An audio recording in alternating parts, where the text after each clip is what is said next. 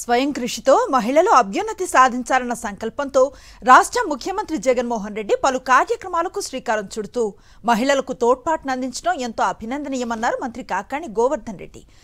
గత ముఖ్యమంత్రి చంద్రబాబు నాయుడు మహిళలను మభ్యపెట్టి కేవలం ఓటు బ్యాంకుగానే మహిళలను వినియోగించుకుంటే ప్రస్తుత ముఖ్యమంత్రి జగన్మోహన్ రెడ్డి ఎంతో చిత్తశుద్ధితో ఇచ్చిన మాట ప్రకారం ప్రతి కార్యక్రమాన్ని చేపట్టారన్న అంశాన్ని ప్రతి మహిళ గుర్తుంచుకోవాలని ఆయన తెలిపారు. వైఎస్ఆర్ ఆసరా 4వ విడత రుణమాఫీ నగదు జమపై నెల్లూరు జిల్లా కలెక్టరేట్లో తిక్కన ప్రాంగణంలో నిర్వహించిన ప్రత్యేక కార్యక్రమంలో ముఖ్య అతిథిగా పాల్గొన్న ఆయన లబ్ధిదారులకు చెక్కులను పంపిణీ చేశారు.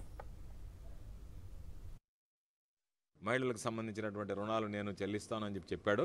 దాని ప్రకారం ఈరోజు వాళ్ళ ఖాతాల్లో జమ చేసి ముఖ్యమంత్రి గారు 2019 ఎన్నికలకు ముందు ఇచ్చినటువంటి హామీని నిలబెట్టుకొని ఈరోజు మరలా ప్రజలు మహిళల ఆశీస్సులు కోరడానికి వచ్చేటువంటి పరిస్థితి అని చెప్పి మీ అందరికీ తెలియజేస్తున్నా. ఈ ప్రభుత్వం అన్ని వర్గాల ప్రజలకి, మహిళలకి, రైతులకి, అన్ని వర్గాల ప్రజలకి ఇచ్చినటువంటి ప్రతి హామీని నిలబెట్టుకున్నటువంటి నేపథ్యం. ఎన్ని గవర్నమెంట్లు ప్రభుత్వాలు చూసినా ఏదో కొన్ని హామీలు చేసినటువంటి ఉంటాయి. మొత్తం హామీలు నెరవేర్చి ప్రజలకు అండదండలు అందించినటువంటి ముఖ్యమంత్రిగా జగన్మోహన్ రెడ్డి గారి చరిత్రలో మిగిలిపోతారు.